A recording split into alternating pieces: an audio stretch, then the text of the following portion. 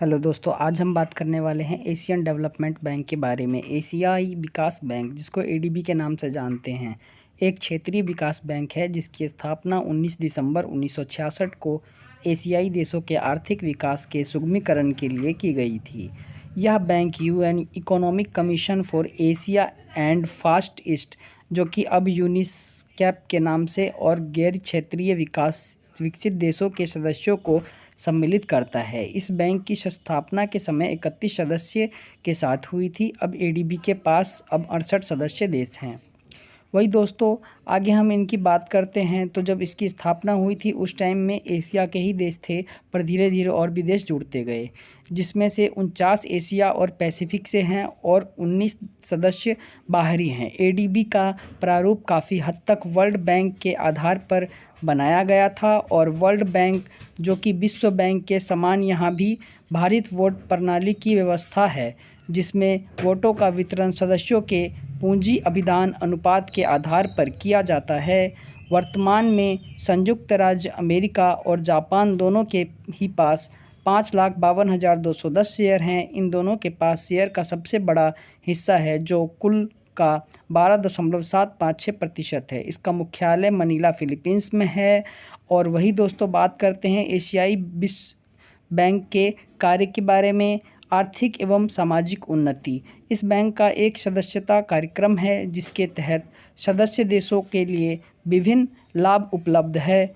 इन लाभों में रियायती दर पर ऋण और निवेश उपलब्ध कराना शामिल है। एडीबी का कार्य विकासशील सदस्य देशों के आर्थिक और सामाजिक उन्नति के लिए ऋण और इक्विटी निवेश प्रदान करता है। वही दोस्तों, दूसरा इसका कार्य है तकनीकी सहायता।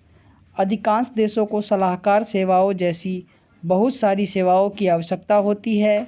इसके अलावा अंतर्राष्ट्रीय स्तर पर काम करते समय अधिकांश देशों को तकनीकी सहायता की भी आवश्यकता होती है। तो दोस्तों, इस तरीके से जो एडीबी है वो अपना कार्य करती है। वही तीसरा, हम निवेश की बात करते हैं, निवेश प्रोत्साहन की। सबसे पहले एशियाई विकास बैंक सदस्य देशों को निवेश के रूप में बहुत सारी सेवाएं प्रदान करता है। साथ ही वे विकास उद्देश्यों के लिए कुछ विशिष्ट प्रकार की निवेश सुविधाएं भी प्रदान करते हैं। दोस्तों, चौथा आता है हमारा नीतियों एवं योजनाओं में सहयोग। किसी भी देश में योजनाओं और नीतियां महत्वपूर्ण भूमिका निभाती है।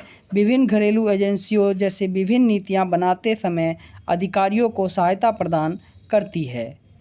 वही दोस्तों, इसी तरीके से हमारा एशियाई विकास बैंक के उद्देश्य भी हैं, जिसके बारे में हम आगे चर्चा करेंगे। दोस्तों, एशियाई विकास बैंक के उद्देश्य, सबसे पहले इसका उद्देश्य सदस्य देशों को गरीबी से निपटने में मदद करना है।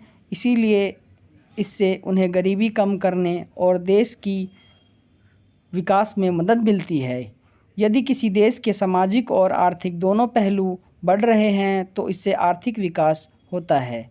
इसका एक उद्देश्यों को आर्थिक विकास की ओर बढ़ने में मदद करना है।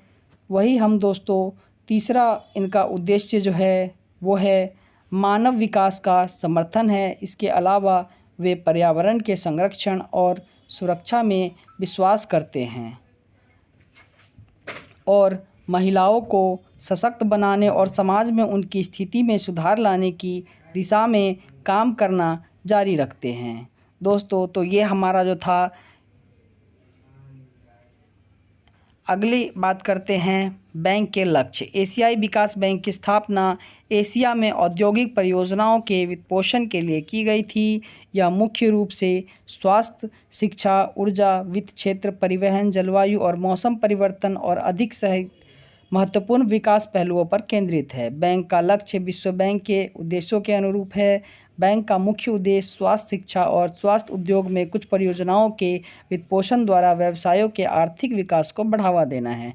दोस्तों, अगर वीडियो आपको अच्छा लगे तो वीडियो को लाइक करें और चैनल को सब्सक्राइब करें। धन्यवाद दोस्तों।